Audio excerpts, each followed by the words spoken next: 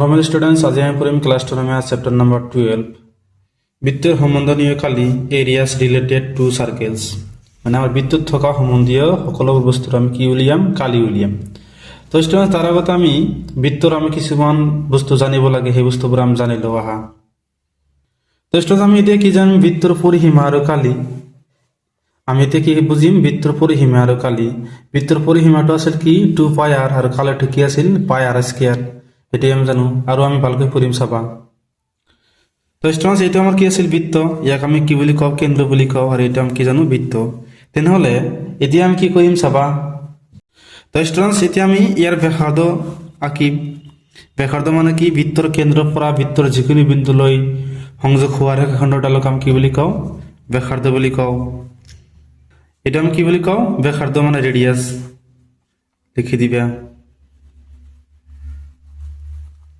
ব্যাসাৰ্ধ এটা আমি কি বলি কও ৰেডিয়াস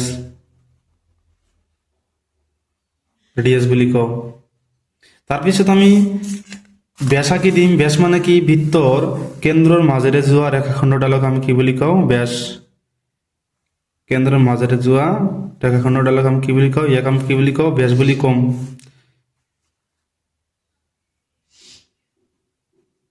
ডায়ামিটার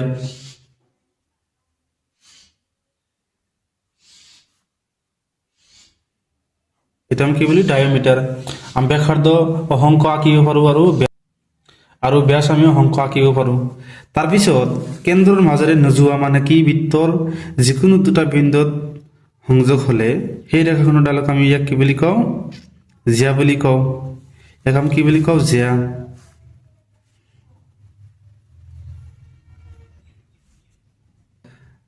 আমি কি জানো দুটা ব্যাসার্ধ মিলি এটা ব্যাস হয় মানে 1 নম্বৰ ব্যাস ইজ ইকুয়াল টু আমি কিমান জানো ব্যাসক আমি শর্ট ফর্মত ডি বুলি কওঁ ব্যাস ইজ ইকুয়াল টু আমি কিমান জানো 2 ইনটু ব্যাসার্ধ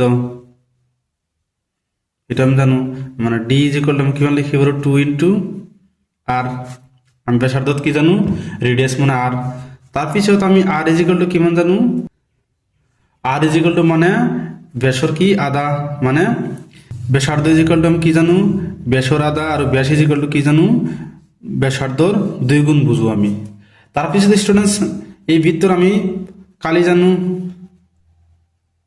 বৃত্তৰ আমি কালি কি জানো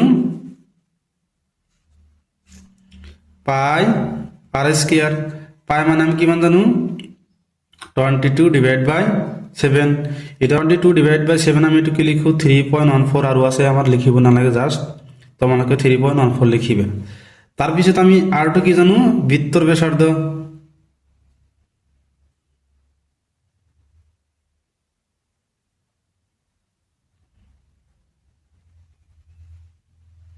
বৃত্তৰ আমি কি জানো ব্যাসাৰ্ধ তাৰপিছত বৃত্তৰ কি আছে পৰিসীমা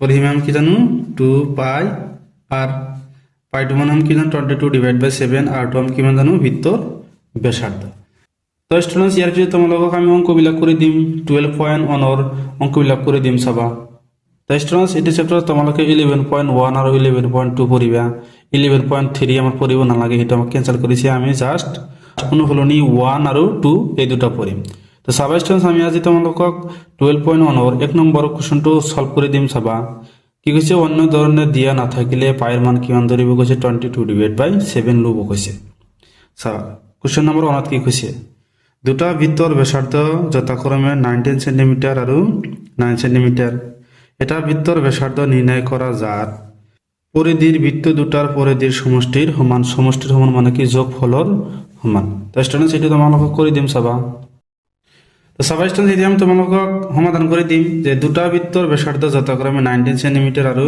9 সেন্টিমিটাৰ এই বৃত্তটোৰ আমি কি ধৰিছি ব্যাসাৰ্ধ 19 সেন্টিমিটাৰ এটো 9 সেন্টিমিটাৰ এটা বৃত্তৰ ব্যাসাৰ্ধ নিৰ্ণয় কৰা যাৰ পৰিধি বৃত্ত দুটাৰ পৰিধিৰ সমষ্টিৰ সমান এই তৃতীয় বৃত্তটোৰ কি ব্যাসাৰ্ধ নিৰ্ণয় কৰিব কৈছে ইয়াৰ পৰিধি আৰু বাকি দুটা বৃত্তৰ পৰিধিৰ যোগফল কিমান হ'ব সমান হ'ব লাগিব চাবা স্টুডেন্টস এটা তোমালোকক কৰি দিম যে प्रथम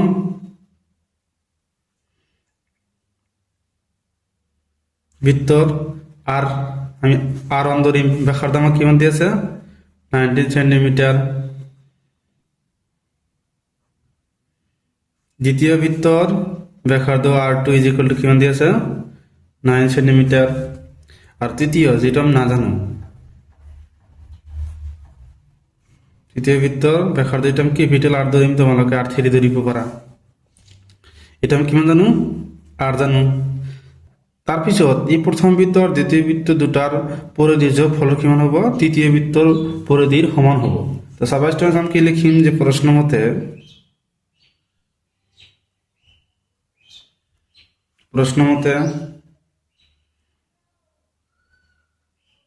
প্ৰথম বৃত্তৰ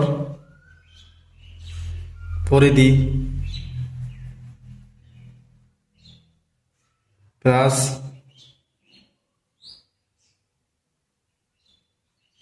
দ্বিতীয় বৃত্তর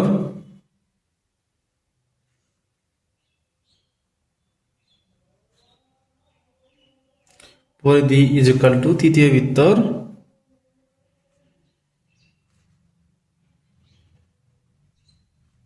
পরিধি।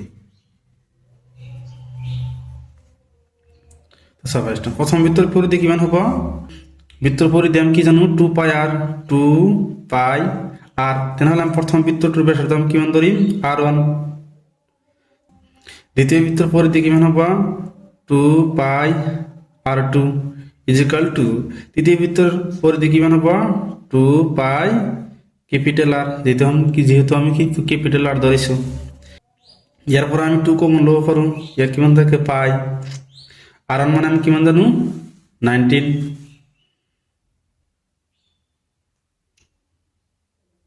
কমন লইছো 2, তাহলে পাই থাকে।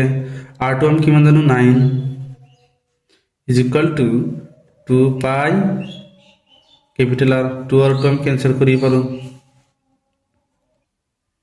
তারপর আমি পাই কমন লব পারো, একেলগে লব তোমালোকে। পাই কমন লই আমার কিমান থাকে 19 প্লাস 9 ইজ ইকুয়াল টু পাই আর পাই ক্যান্সেল করি পারো। তুমি এইটো লাইনতে লব পারা। তেনেহলে আমি r ইজ ইকুয়াল টু কিমান পালো 28 সেন্টিমিটার। তো স্টুডেন্টস তৃতীয় বৃত্তর ব্যাসার্ধ আমি কিমান পাইছি 28 সেন্টিমিটার। এটা আমার হবে উত্তর। আমার কি ওলাব হয়েছে যে এটা বৃত্তর ব্যাসার্ধ নির্ণয় করা, সেই বৃত্তটার আমি ব্যাসার্ধ নির্ণয় করেছি কিমান 28 সেন্টিমিটার। এটি আমার হব উত্তর। তো স্টুডেন্টস এতিয়া আমি তোমালোকক 2 নম্বৰ কোশ্চনটো সমাধান কৰি দিম। 2 নম্বৰ কোশ্চনত কি কৈছে চাবা, দুটা বৃত্তর ব্যাসার্ধ যথাক্রমে 8 সেন্টিমিটার আর 6 সেন্টিমিটার। এটা বৃত্তর ব্যাসার্ধ নির্ণয় করা যার কালি বৃত্ত দুটার কালির সমষ্টির সমান। আগৰটো কি আছিল পৰিসীমা বা পৰিধি, এটা আমাক কিমান দিছে কালি। সেম একেদৰে তোমালোকে পৰিসীমাৰ ঠাইত কালিটো লিখি দিবা সেম। তো স্টুডেন্টস আমাক কি দিয়ে আছে, প্রথম বৃত্তর ব্যাসার্ধ r1 ধরেছি 8 সেন্টিমিটার, দ্বিতীয় বৃত্তর ব্যাসার্ধ কিমান ধরেছে r2 is equal two 6 centimetre. তৃতীয় বৃত্তর ব্যাসার্ধ আমি না জানো, এটা আমাকে উলিয়াব লাগে।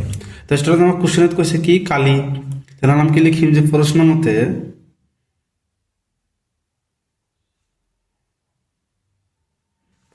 আমি কি লিখিম তৃতীয় বৃত্তর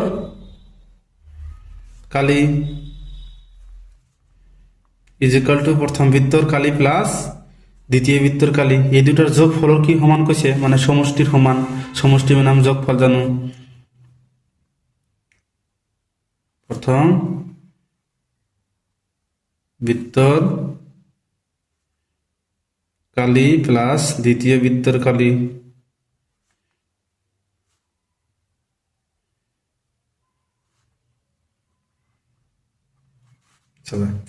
তৃতীয় বৃত্তর কালি মানে আমি কি জানো ক্যাপিটাল R আছে, বৃত্তর কালি আমি কি জানো পাই r স্কয়ার। তেনেহলে পাই ক্যাপিটাল R স্কয়ার হবো, যেহেতু আমি তৃতীয় বৃত্তর ব্যাসার্ধ আমি কিমান ধরিছো capital R is equal to প্রথম বৃত্তর কালি আমি কি জানো পাই r স্কয়ার। প্রথম বৃত্তর ব্যাসার্ধ আমি কিমান ধরিছো r1 ধরিছো, তেনেহলে ইয়াত আমি কি লিখিম r1 স্কয়ার প্লাস দ্বিতীয় বৃত্তর ব্যাসার্ধ আমি কিমান ধরিছো r2, তেনেহলে আমি কি লিখিম পাই r2 স্কয়ার। সাবা স্টুডেন্টস এর পর আমি পাই 2 কমন লব পারো, তাহলে ইয়াত কিমান থাকে r1 square plus r2 square. আমি আমার পাওয়া ফলে কিমান থাকে পাই r স্কয়ার, পাই ক্যান্সেল, তাহলে কিমান থাকে r square is equal two r নাম কিমান জানো 8 স্কোয়ার প্লাস r টু কিমান জানো 6 স্কোয়ার এটা আমি কিমান লিখি পাৰো 64 প্লাস 36 এটা যোগ কৰিলে কিমান হ'ব 100 r square is equal to আমি কিমান পাইছো 100 তো স্টুডেন্ট এতিয়া আমার কি r লাগে r স্কোয়ার না লাগে সেই কারণে আমি কি কৰিম দুই ফালে ৰুট কৰি দিম ৰুট কৰিলে কিমান হ'ব এইটো r root over r square is equal to root over 100 এটা ক্যান্সেল যাব কিমান থাকিব r root আর 2 ক্যান্সেল যাব কিমান থাকে r 100 এর বর্গমূল আমি কিমান জানো 10 তাহলে r is equal to কিমান হবে 10 সেন্টিমিটার তাহলে লিখি দিব পারা যে তৃতীয় বৃত্তর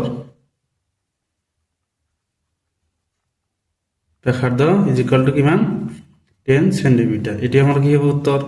তো স্টুডেন্টস ভিডিওটা ভালো লাগলে চ্যানেলটা সাবস্ক্রাইব করে দিবা। Thank you students.